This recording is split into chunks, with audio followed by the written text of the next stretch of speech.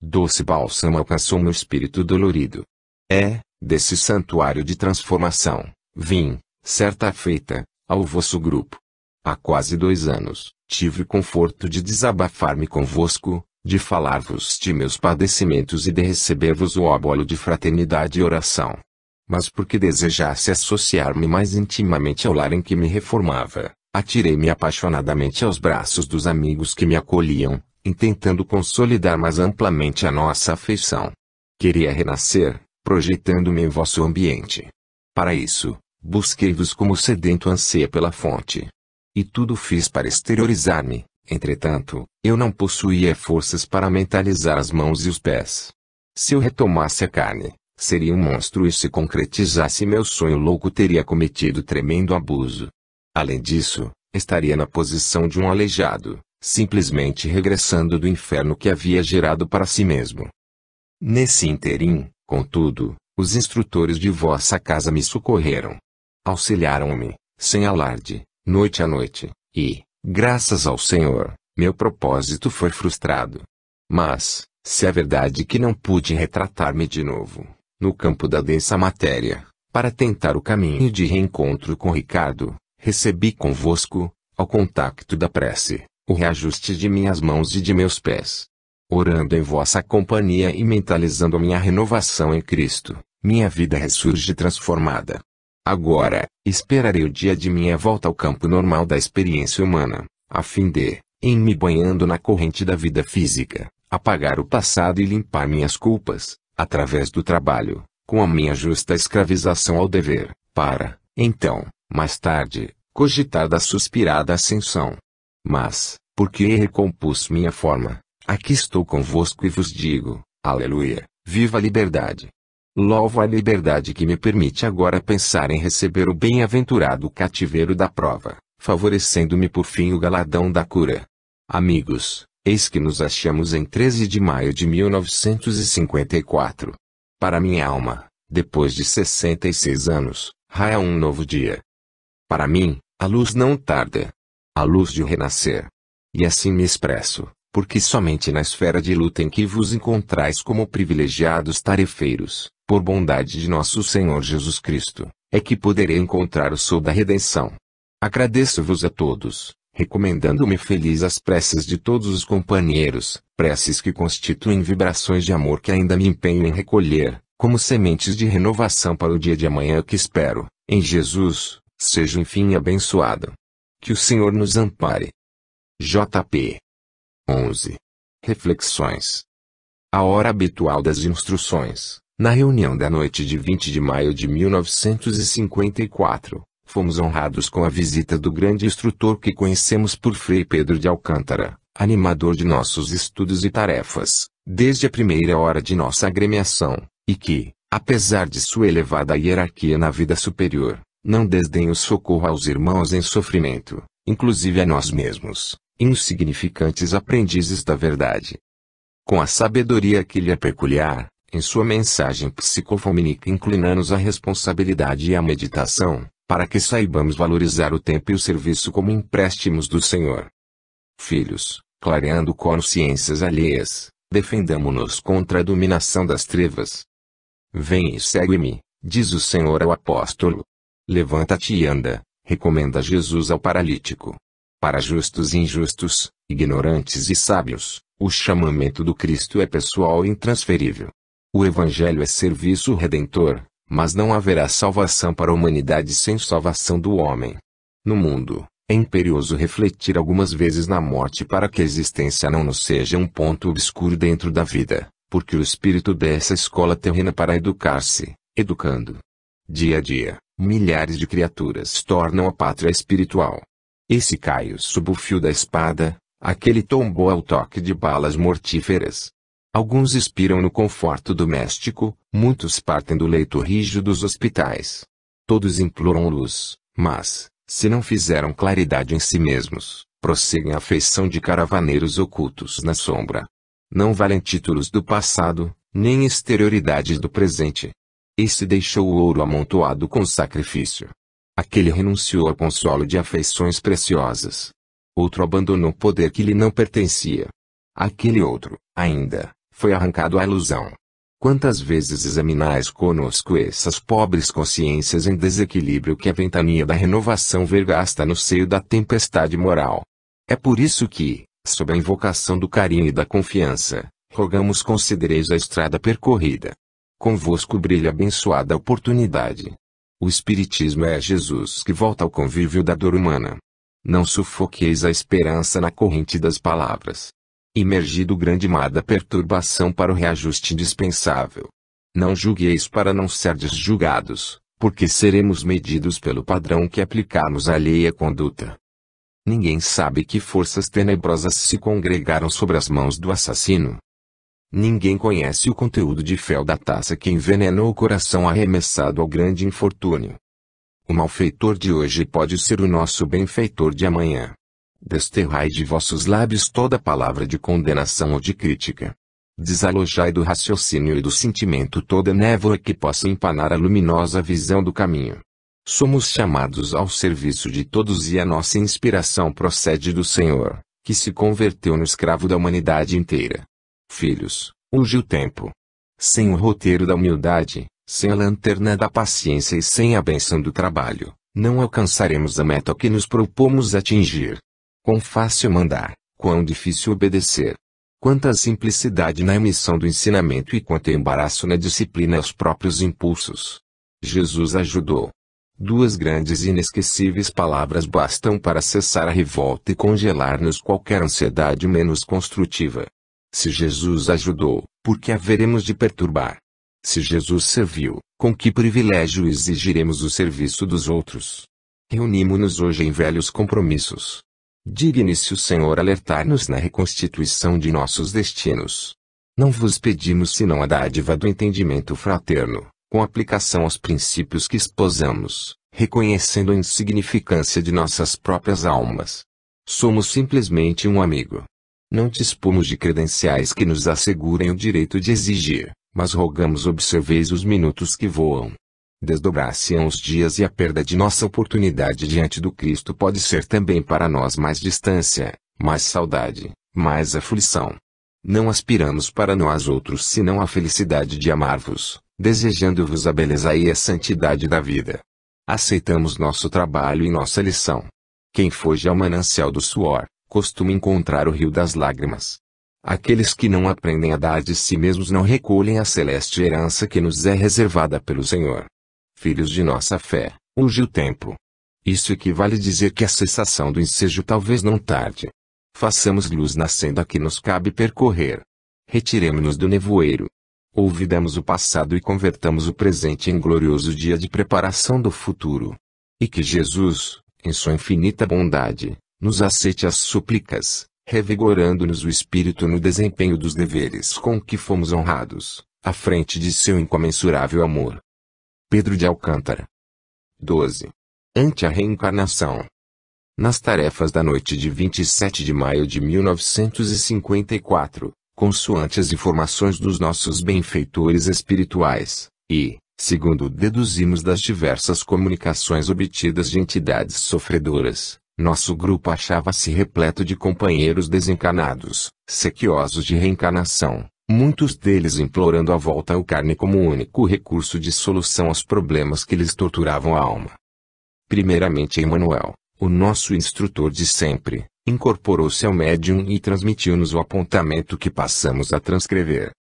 Meus amigos, a paz do Senhor seja conosco. Enquanto a escola espiritual na Terra prepara as criaturas reencarnadas para o fenômeno da morte, em nosso plano de ação essa mesma escola prepara as criaturas desencarnadas para o aprendizado da existência no corpo físico.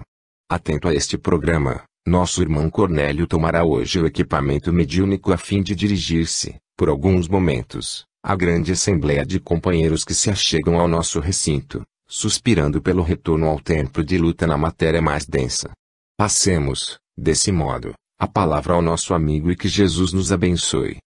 Emmanuel. Logo após, o irmão Cornélio Millard, que foi generoso médico em Minas Gerais e que frequentemente nos assiste com a sua dedicação fraterna, tomou o campo mediúnico e, em voz grave e pausada, dirigiu aos desencarnados presentes o apelo a seguir. Sim, disputais novos recursos de esclarecimento e redenção no precioso santuário da carne. Muitos de vós aguardais para breve essa dádiva, através de petições que não nos é lícito examinar. Indubitavelmente, na maioria das vezes, nosso regresso ao trabalho no mundo físico exprime verdadeiro prêmio de luz.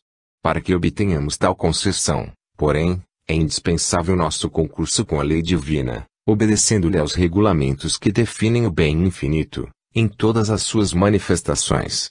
É preciso modificar os nossos clichês mentais para que a nossa volta à escola terrestre signifique recomposição e refazimento. Essa transformação, contudo, não será levada a efeito apenas à força de preces, meditações e conclusões em torno do passado. Faz-se imprescindível a dinâmica da ação. O serviço será sempre o grande renovador de nossa vida consciencial, habilitando-nos à experiência reconstrutiva, sob a inspiração de nosso Divino Mestre e Senhor. Não conquistaremos o vestuário carnal entre os homens sem aquisição de simpatia entre eles. É necessário gerar no espírito daqueles nossos associados do pretérito, que se encontram no educandário humano, a atitude favorável à solução dos nossos problemas. Templos religiosos, estabelecimentos hospitalares, círculos de assistência moral, domicílios angustiados, cárceres de sofrimento, palcos de tortura expiatória. Eis nosso vasto setor de concurso fraterno. Nessas esferas de regeneração e corrigenda, companheiros encarnados e desencarnados, padecentes e aflitos, expressam o material de nossa preparação. A fim de esquecer velhas provas, aliviemos as provas alheias. Para desobstruir o caminho de nossa consciência culpada, devemos favorecer a libertação dos que suportam fardos mais pesados que os nossos, porque ajudando aos nossos semelhantes angariaremos o auxílio deles, fazendo-nos, ao mesmo tempo, credores do amparo daqueles irmãos maiores que nos estendem próvidos braços da vida superior. Pacifiquemos o espírito, oferecendo mãos amigas aos que peregrinam conosco, e construiremos o trilho de acesso à preciosa luta de que carecemos na própria reabilitação. Somente a atividade em socorro ao próximo conseguirá renovar-nos a fonte do pensamento, traçando-nos seguras diretrizes, pois sob o guante de nossas lembranças constringentes o esforço da reencarnação redundará impraticável, de vez que nossas reminiscências infelizes são fatores desequilibrantes de nosso mundo vibratório, impedindo-nos a formação de novo instrumento fisiológico suscetível de conduzir-nos à reorganização do próprio destino. Expurguemos a mente, apagando recordações indesejáveis e elevando o nível de nossas esperanças, porque, na realidade, somos arquitetos de nossa ascensão. Somente ao preço de uma vontade vigorosa e pertinaz, situada no bem comum, é que lograremos conquistar o interesse dos grandes instrutores em prol da concretização de nossas aspirações mais nobres. Regenerando a química de nossos sentimentos, o que de certo nos custará renunciação e sacrifício, atingiremos mais clara visão para reencontrar os laços de nosso pretérito, e, então, segundo os dispositivos da hereditariedade, que traduz parentesco de inclinações e compromissos, seremos requisitados pelas criaturas do que se afinam conosco, tanto quanto, desde agora, estão elas sendo requisitadas por nossos anseios. Reaproximar-nos-emos, desse modo, de quantos se harmonizam com a experiência em que nos demoramos, e, aderindo-lhes à existência, seremos defrontados pelas provas condizentes com a nossa natureza inferior, comungando-lhes o pão de luta, indispensável recuperação de nossa felicidade. Mas, se nos abeiramos de nossos futuros pais e de nossos futuros lares, envoltos na tempestade da incompreensão e da indisciplina, apenas espalharemos, ao redor de nós, desarmonia e frustração, porquanto, em verdade, o nosso caminho na vida será sempre a projeção de nós mesmos. Purifiquemo-nos por dentro quanto seja possível, olvidando todo o mal. Lançar sobre os elementos genésicos a energia viciada dos lamentáveis enganos que nos precipitaram à sombra, será prejudicar o corpo que a herança terrena nos reserva, reduzindo-nos as possibilidades de vitória no combate de amanhã. Só existe, portanto, para nós um remédio eficaz, o trabalho digno com que possamos erguer o espírito ao plano superior que presentemente buscamos. Trabalho que nos corrija e nos aproxime de Deus. Cornélio Millard. 13. Elevação. Na reunião da noite de 3 de junho de 1954, nosso instrutor Emanuel ocupou, de novo, o instrumento mediúnico, transmitindo-nos valioso apelo à ação constante no bem. Meus amigos, é preciso lembrar que a providência divina nos oferece degraus de ascensão em todas as circunstâncias da existência. Devemos, todavia, sustentar a disposição de subir a fim de encontrá-los. Tudo nos domínios do universo é sagrada elevação. Desentranha-se o verme, fugindo às trevas do subsolo, para buscar na superfície da terra o beijo fecundante da luz. Desenfaixa-se o princípio germinativo da semente, despojando-se dos pesados envoltórios que o enleiam, para enriquecer a espiga farta, ante a música do vento, ao esplendor festivo do sol. Não vos detenhais na indiferença ou na expectação. Escalai pacificamente a senda preparatória do imenso futuro. Não percais o sublime presente com os fantasmas da noite, a se expressarem nas palavras vazias ou nos pensamentos inúteis. Todos somos chamados à exaltação do eterno dia. Amai, aprendei, servi, crede e esperai. Cultivemos, sobretudo, alegria e bondade, para que a paz laboriosa, em nossa estrada, se exprima em trabalho frutífero e incessante. Acordai, cada manhã, procurando os degraus do aperfeiçoamento que nos impelem à harmonia e vitória. Eles que surgem, conduzindo-nos à grande superação. E a dificuldade gerando experiência, a dor argamaçando a alegria, o mal desafiando-nos ao bem e o ódio reclamando-nos amor. Ouçamos o apelo silencioso das horas e dirijamo-nos para o mais alto, porque a vida é o carro triunfante do progresso, avançando sobre as rodas do tempo, e quando não nos firmamos no lugar que nos cabe dentro dele, arremessamo-nos à sombra da retaguarda ou somos lamentavelmente acidentados por sua marcha incoercível. Que o Senhor nos abençoe. Emanuel. 14. A melodia do silêncio. Na fase terminal de nossas tarefas na noite de 10 de junho de 1954, tivemos a afetuosa visita de Memei, a nossa companheira de sempre, que, utilizando os recursos psicofônicos do médium, falou-nos sobre os méritos do silêncio, em nossa construção espiritual. Repara a melodia do silêncio nas criações divinas. No céu, tudo é harmonia sem ostentação de força. O sol brilhando sem ruído. Os mundos em movimento sem desordem. As constelações refulgindo sem ofuscar-nos. E, na terra, tudo assinala a música do silêncio, exaltando o amor infinito de Deus. A semente germinando sem bulício. A árvore ferida preparando sem revolta o fruto que te alimenta. A água que hoje se oculta no coração da fonte, para descedentar-te amanhã. O metal que se deixa plasmar no fogo vivo, para ser-te mais útil. O vaso que te obedece sem refutar-te as ordens. Que palavras articuladas lhes definiriam a grandeza. É por isso que o Senhor também nos socorre, através das circunstâncias que não falam, por intermédio do tempo, o sábio mudo. Não quebres a melodia do silêncio, onde tua frase soaria em desacordo com a lei de amor que nos governa o caminho. Admira cada estrela na luz que lhe é própria. Aproveita cada ribeiro em seu nível. Estende os braços a cada criatura dentro da verdade que lhe corresponda à compreensão. Discute aprendendo, mas, porque desejas aprender, não precisas ferir. Fala auxiliando, mas não te antecipes ao juízo superior, veiculando o verbo à maneira do azurrague inconsciente e impiedoso. Não saiba a tua mão esquerda o que deu à direita, disse-nos o Senhor. Auxilia sem barulho onde passes. Recorda a limitada paciência do Pai Celestial para com as nossas próprias faltas e ajudemos, sem alarde, ao companheiro da romagem terrestre que, muitas vezes, apenas aguarda o socorro de nosso silêncio, a fim de elevar-se à comunhão com Deus. Memei. 15. Advertência. Em nossas atividades da noite de 17 de junho de 1954, antes do socorro habitual aos irmãos conturbados e sofredores, havíamos efetuado breve leitura acerca da mediunidade e do amor cristão, preparando o ambiente adequado às nossas tarefas. E, ao término da reunião, fomos agradavelmente surpreendidos com a visita de um novo amigo que não conhecíamos pessoalmente, em nossas lides de intercâmbio, Argeu Pinto dos Santos, logo identificado por um de nossos companheiros que lhe foi filho na experiência física.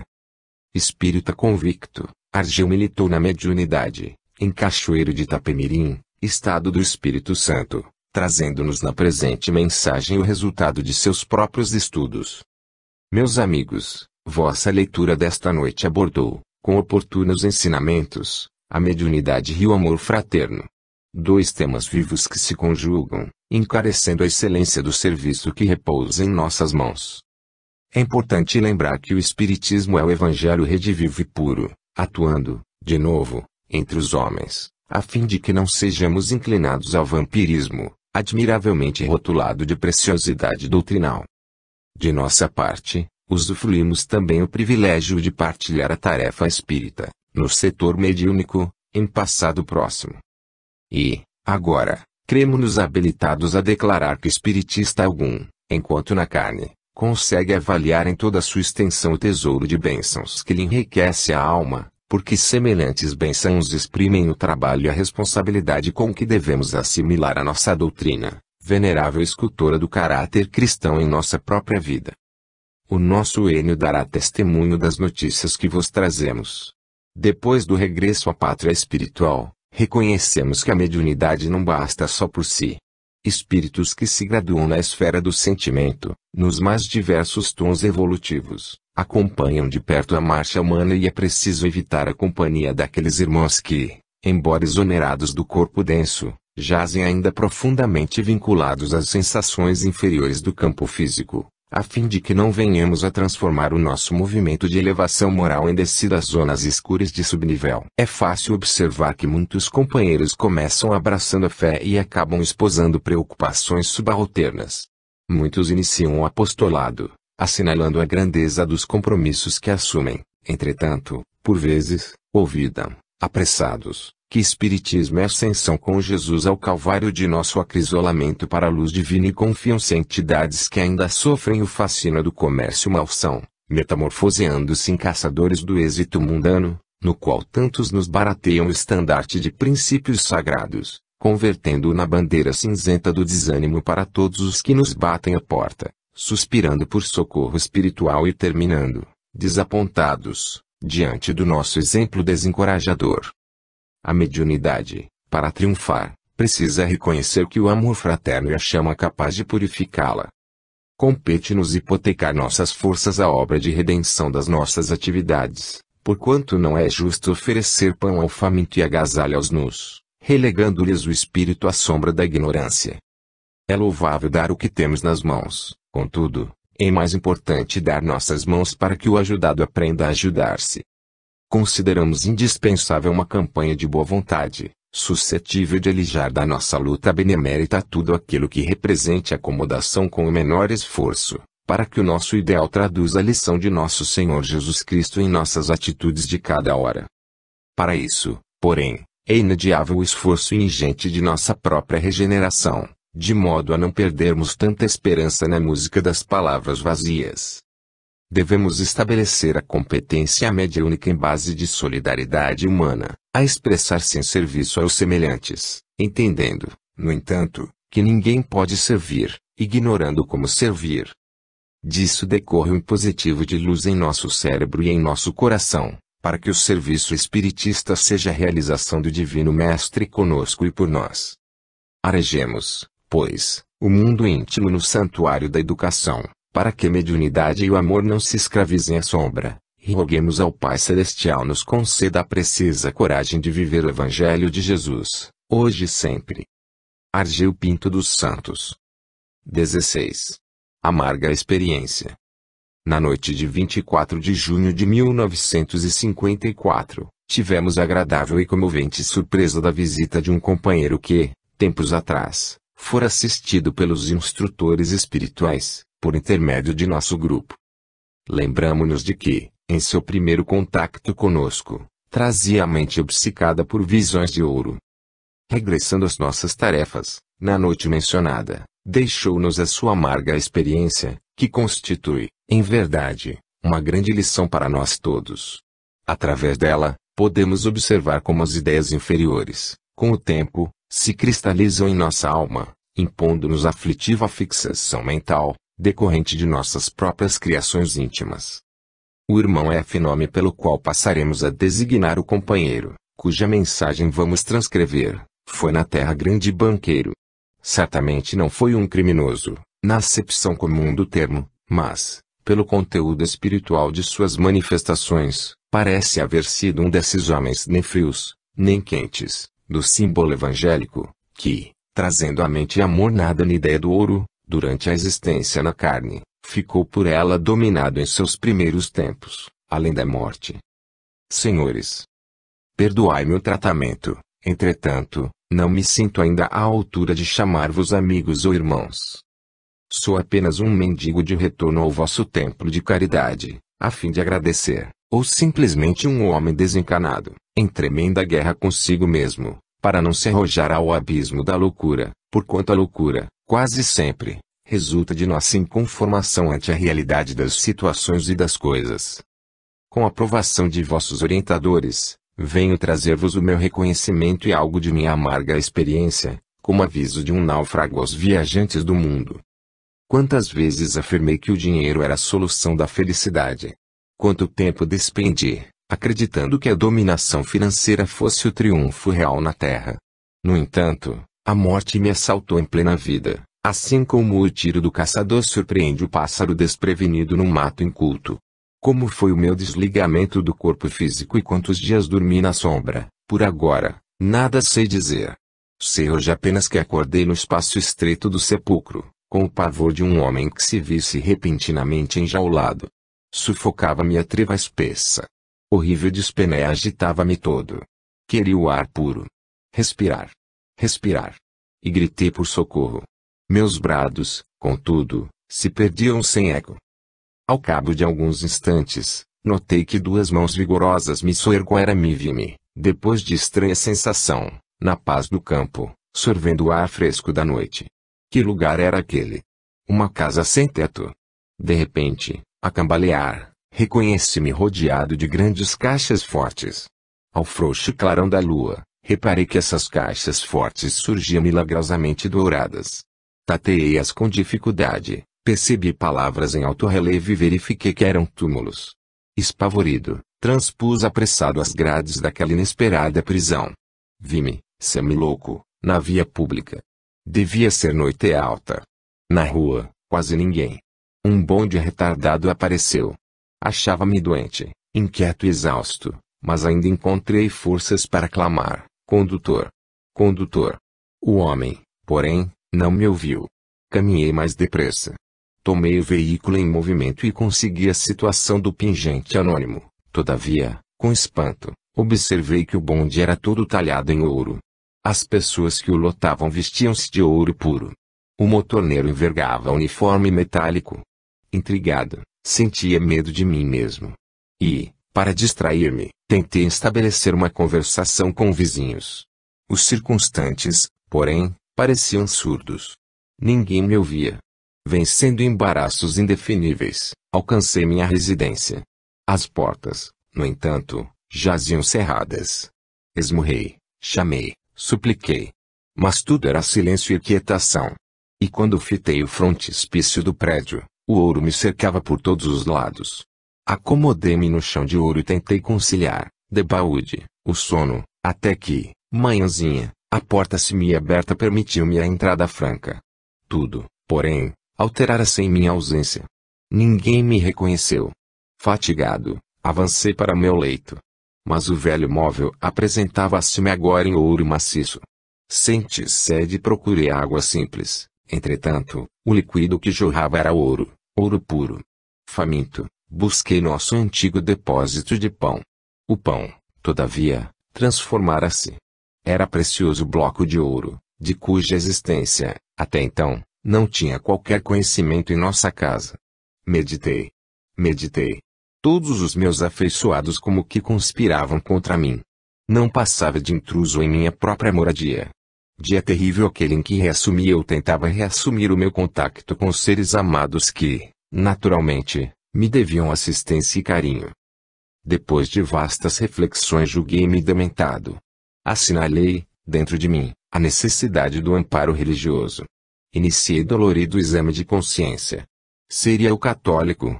Em verdade, se eu me houvesse consagrado à religião, não teria outra escola de fé. colaborara no erguimento de instituições pias. Conhecia pessoalmente o senhor arcebispo. Convivera com sacerdotes. Frequentava, de quando em quando, as igrejas, por imperativos da vida social. Conhecia as obrigações do culto exterior. Ai de mim! Por que não obtinha o repouso necessário? Passou o dia e veio a noite. Alta madrugada, tornei à via pública e nela perambulei, vacilante, procurando, através dos tempos, alguma porta que se me descerrasse, acolhedora. As igrejas, no entanto, estavam repletas. Movimento enorme. Mais tarde, vim a saber que outros desencarnados como eu imploravam socorro. Vaguei. Até que atingi um santuário de bairro humilde. Amanhecia. Vários grupos de crentes chegavam para a missa. Gente simples, gente pobre. Entrei.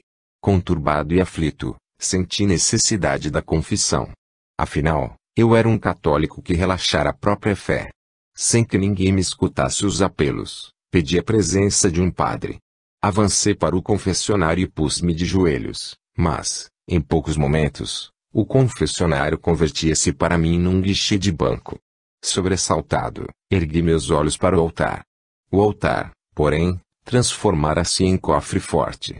Intentei consolar-me com a visão do missal, mas o livro do culto, de repente, surgiu metamorfoseado num velho livro de minha propriedade, em que eu lançava, às ocultas, as minhas notas de rendimento real.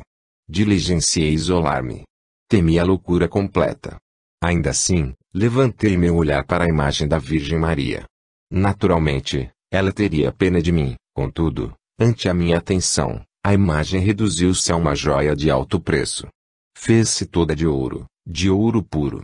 Voltei-me para dentro de mim. Busquei orar. Sem poder. A missa começara e tive a esperança de que o momento reservado à comunhão eucarística seria aquele da visitação do Santíssimo Sacramento. O Santíssimo purificaria o lugar em que eu, pecador, me encontrava.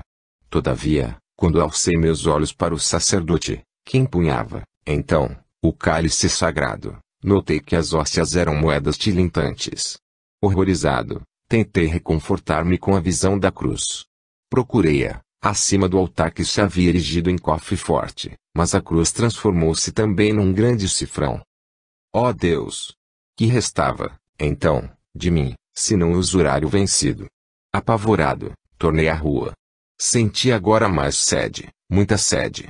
Voltei-me para o corpo da igreja, como um filho expulso do próprio lar, contudo, não mais a vi. Apenas, estranha voz no alto gritou aos meus ouvidos, ensurdecedoramente: amigo, os filhos de Deus encontram nas casas de Deus aquilo que procuram. Procuravas o ouro. Ouro encontraste. Qual mendigo desamparado, fugi sem destino. Queria agora apenas água, água pura que me dessedentasse. Conheci a cidade. Demandei uma caixa d'água que me era familiar no alto do bairro de Santo Antônio. A água, ali, corria em jorros. Podia debruçar-me.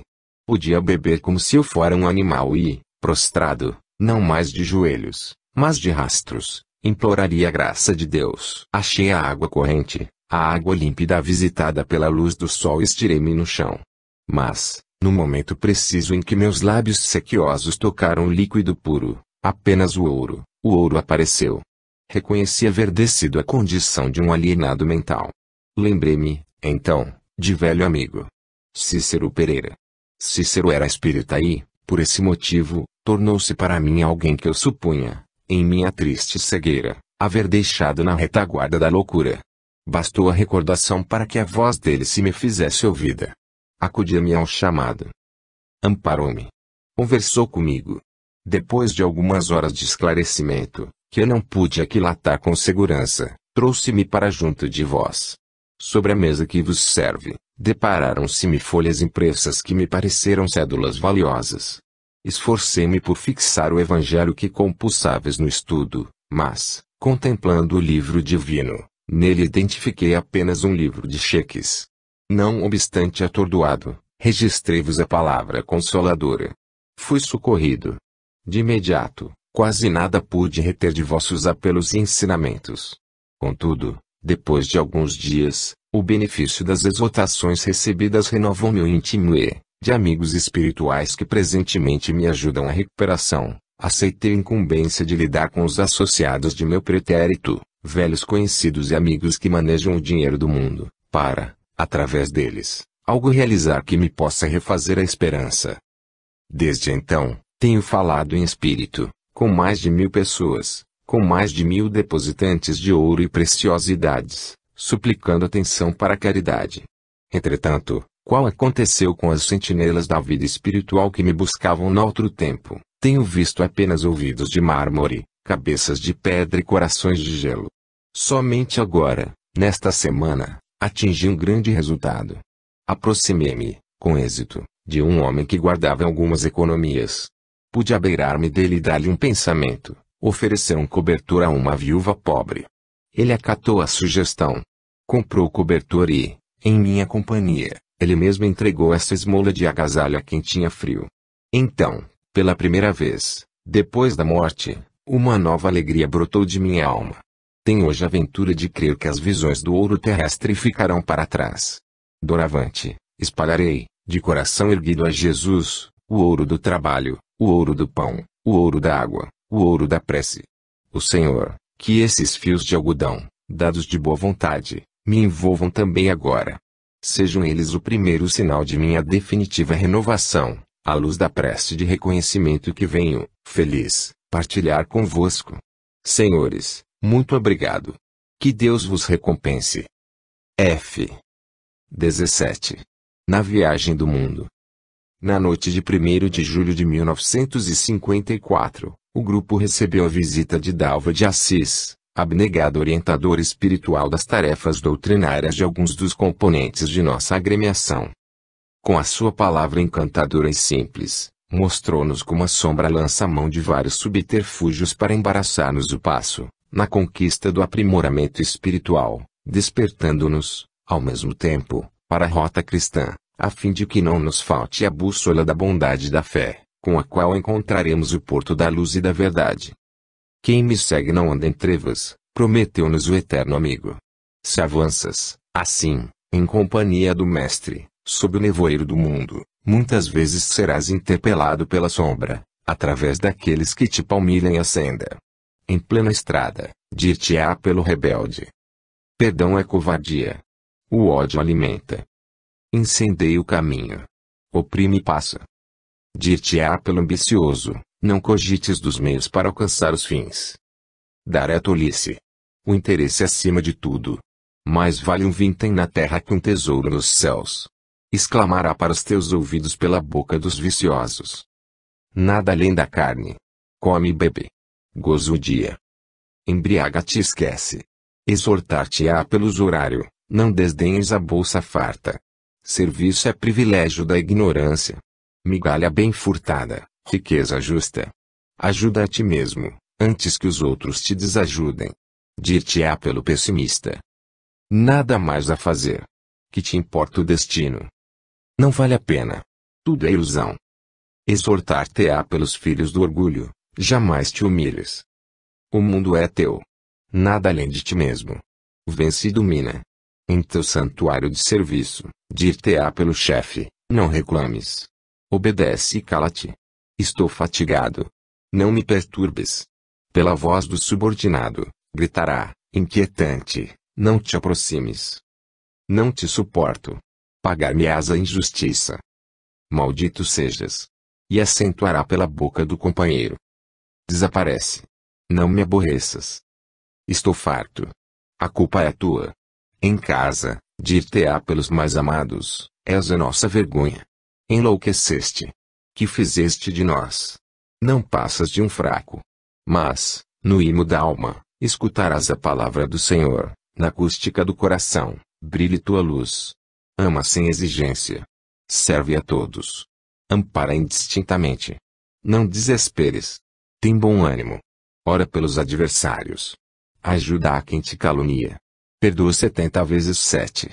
A quem te pedir a túnica, oferece também a capa. Ao que te pedir a jornada de 1000 passos, caminha com ele 2000. Renúncia é conquista. A dor é bênção. Sacrifício é glória. O trabalho é superação. A luta é pão da vida. A cruz é triunfo. a morte e a ressurreição. Se souberes ouvir o celeste orientador, aprenderás servindo e servirás amando. E, reconhecendo a tua condição de simples viajante no mundo, usarás, cada dia, a bússola da bondade e da fé, no divino silêncio, nutrindo a certeza de que aportarás, amanhã, sob a inspiração de Jesus, na grande praia da verdade, onde encontrarás, enfim, a tua vitória eterna. Dalva de Assis. 18. Drama na sombra. No encerramento de nossas atividades na noite de 9 de julho de 1954, tivemos a presença de Jorge, um irmão que nos era desconhecido e com quem tomáramos o primeiro contato um ano antes. Mobilizando as faculdades psicofônicas do médium, relatou-nos o seu drama na sombra, oferecendo-nos com ele preciosos elementos de estudo. Ouvindo, lembramos-lhe a primeira manifestação, em julho de 1953, quando foi auxiliado por nossos benfeitores espirituais, através de nosso grupo. Apresentara-se como um louco. Sustentava a cabeça entre as mãos, queixando-se desesperadamente, e alegando que trazia o crânio estilhaçado pela bala de revólver com que exterminara o próprio corpo e cujo estampido parecia eternizar-se dentro de seu cérebro. Regressando ao nosso grupo com o presente relato, mostra como age sobre nós a lei de causa e efeito. Homicida direta e indiretamente suicida, torna-se obsidiado pelas suas vítimas, após o crime em que se comprometeu na existência da carne, fazendo-se presa de espíritos infernais nas regiões inferiores a que desceu pelo suicídio e somente consegue reequilibrar-se, assimilando com boa vontade o auxílio que lhe foi prestado pelos espíritos benevolentes e amigos. Importante notar que as suas vítimas, com delitos menores, voltam à reencarnação antes dele e ser-lhe-ão pais terrestres, em futuro próximo, para que, dentro do karma elaborado pelo trio, possam os três caminhar unidos nas provações expiatórias com que se redimirão diante da lei. Quem agradece com sinceridade traz aos benfeitores aquilo de melhor que possui. Sou pobre vítima do crime e do suicídio que vem depositar em vossas preces uma singela flor de gratidão. No entanto, para comentar o favor recebido, peço permissão para que minhas lembranças recuem no tempo. Corri o ano de 1917 e sentia-me um homem feliz entre os mais felizes. Era moço, otimista e robusto. Avizinhava-me dos 30 anos e sonhava a organização de meu próprio santuário doméstico. Anita era minha noiva.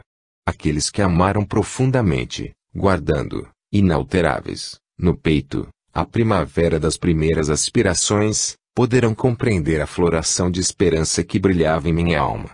A escolhida de minha mocidade encarnava para mim o ideal da perfeita mulher. Preparávamos o futuro, quando um primo, de nome Cláudio, veio viver em nossa casa no Rio, a casa de estabilidade profissional para a juventude, necessitada de maiores experiências. Acolhido carinhosamente por meus pais e por mim, e mais moço que eu próprio, passou a ser meu companheiro e meu irmão.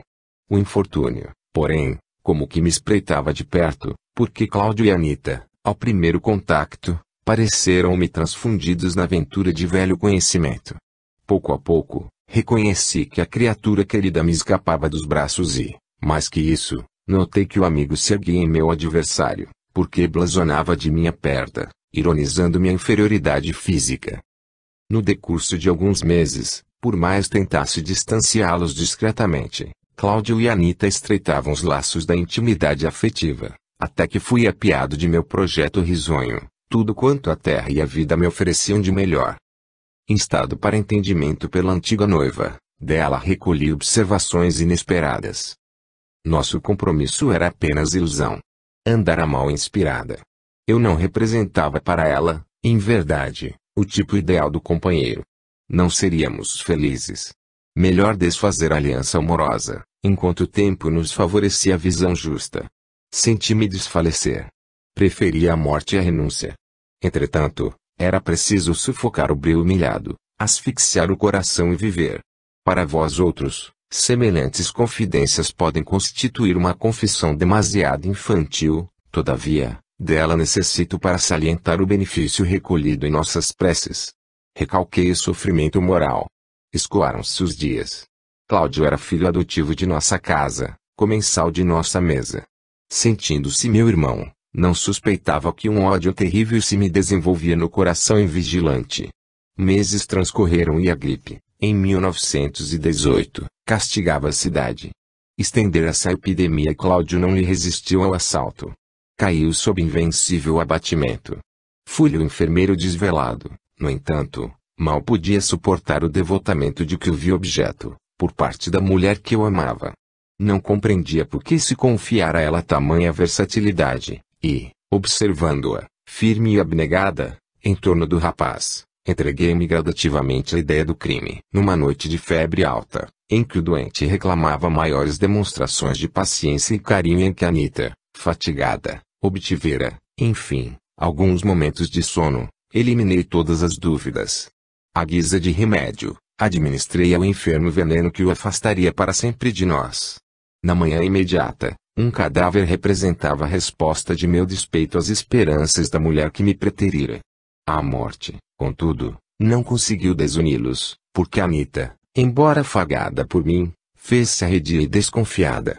Parecia procurar em meus olhos a sombra do remorso que passara a flagelar meu coração. E, apática, desalentada, renunciando ao porvir, rendeu-se à depressão orgânica, que, aos poucos, lhe abriu caminho para o sepulcro. Revelava-se contente por entregar ao polvo invisível da tuberculose a taça do próprio corpo. Quando me vi sozinho, sem os dois, mergulhei no desânimo e no arrependimento. E entre a silenciosa interrogação de meus pais e a tortura interior que passou a possuir-me, escutava-lhes a voz, desafiando-me em cada canto. Jorge! Jorge! Que fizeste? Que fizeste de nós?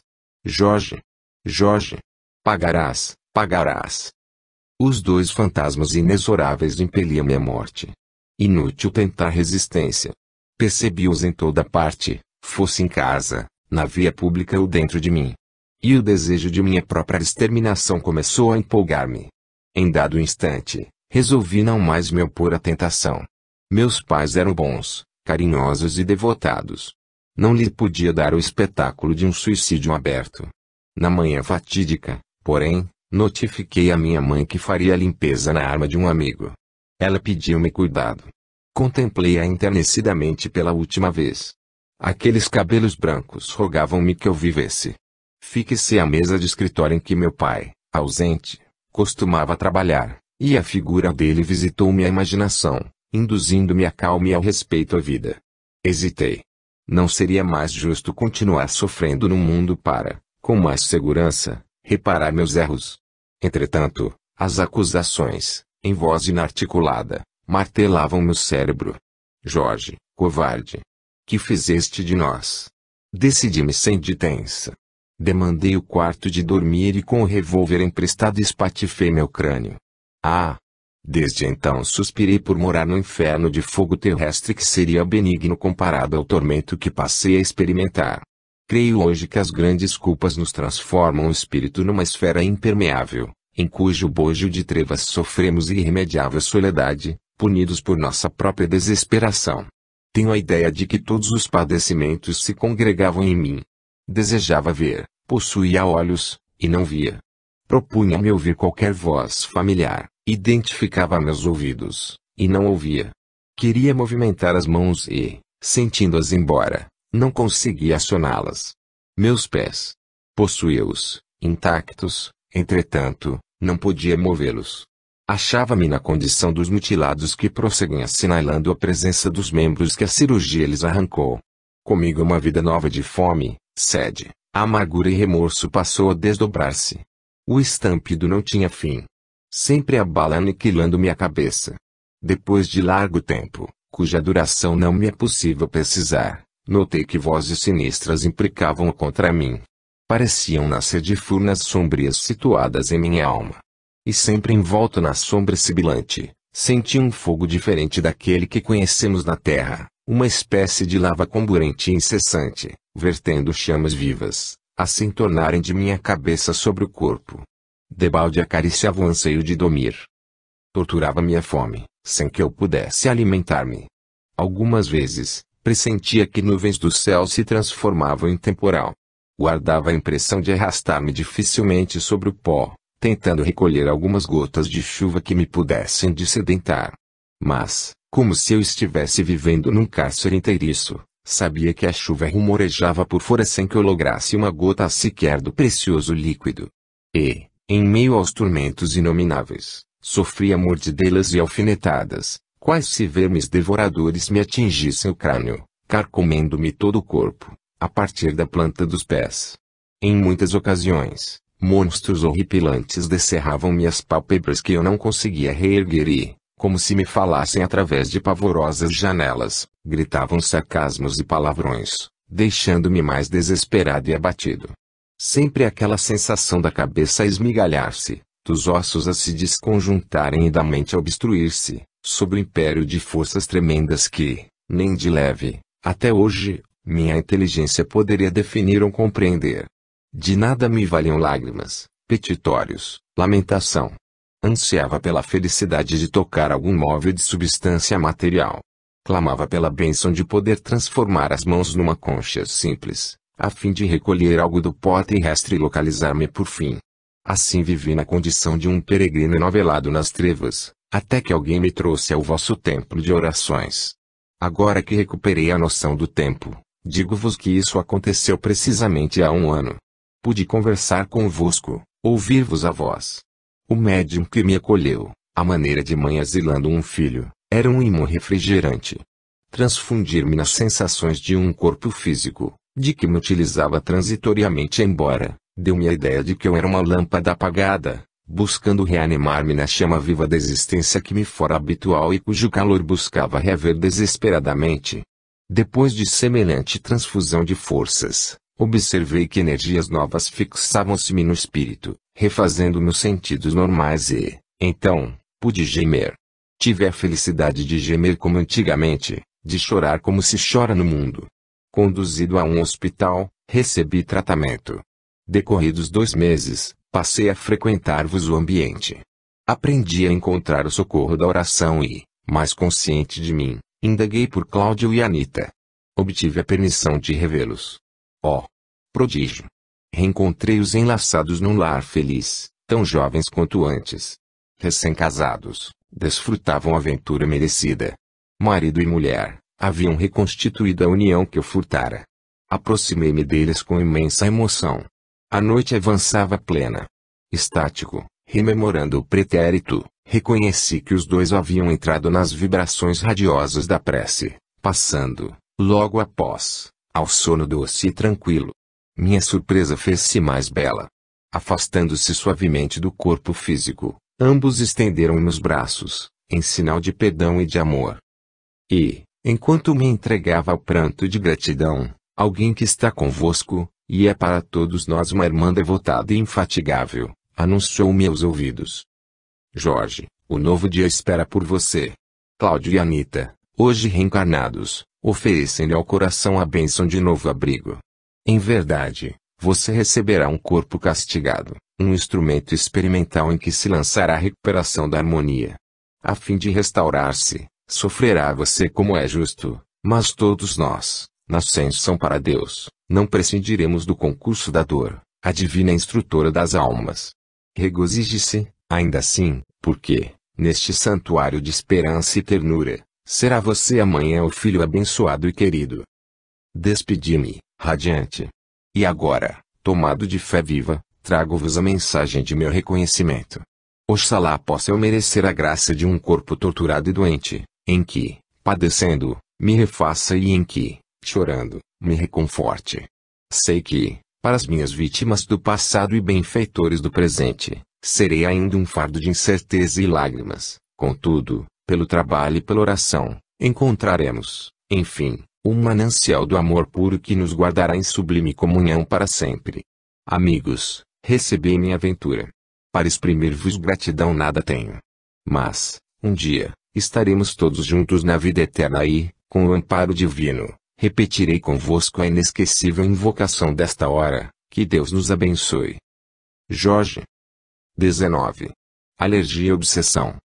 A noite de 15 de julho de 1954 trouxe-nos a alegria do primeiro contato com o espírito do Dr. Francisco de Menezes Dias da Cruz, distinto médico e denodado batalhador do espiritismo, que foi presidente da Federação Espírita Brasileira, no período de 1889 a 1895, desencarnado em 1937.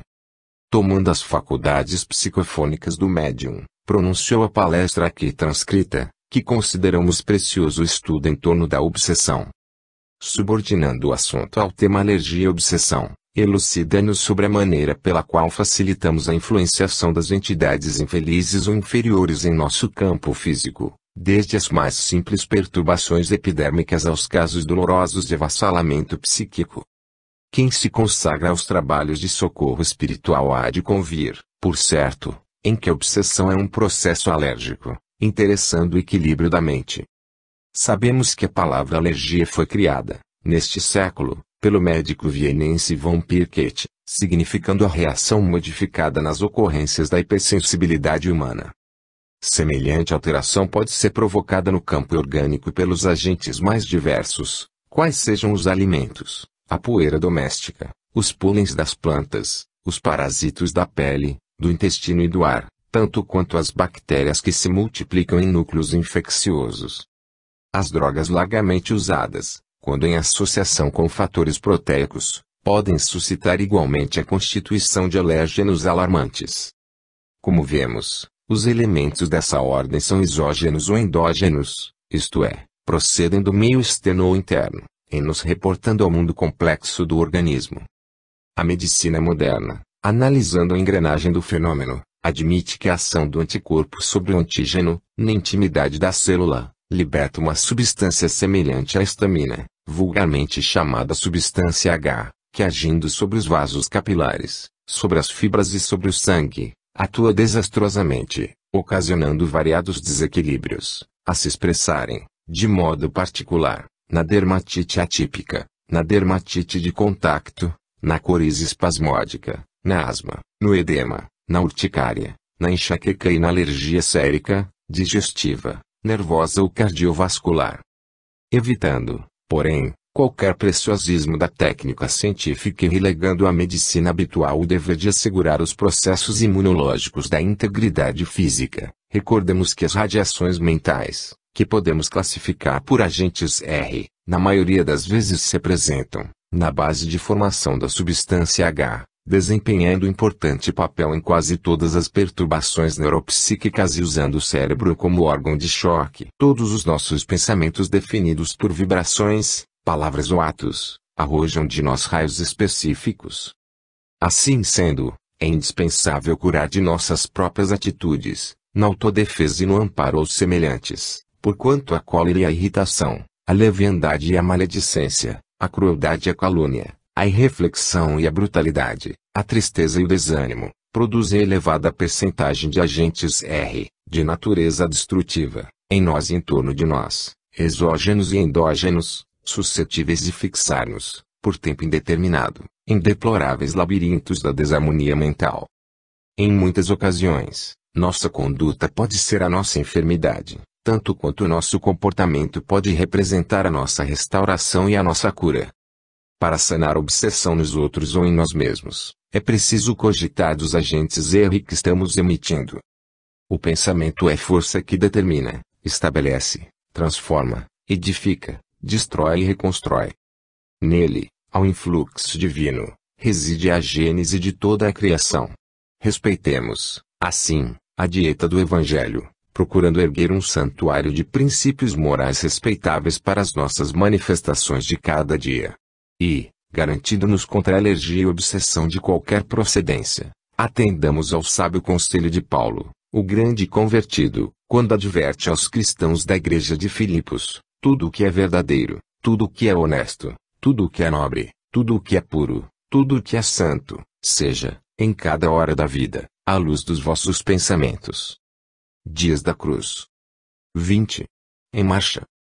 No encerramento das nossas atividades, na noite de 22 de julho de 1954, fomos brindados com a presença do espírito do Dr. Geminiano Brasil de Oliveira Góes, notável e digno advogado e político sergipano, desencarnado no Rio de Janeiro, em 1904, que, em se consagrando ao espiritismo, testemunhou a sua fé sem hesitações, transformando-se em valoroso lidador do Cristo, a serviço da humanidade.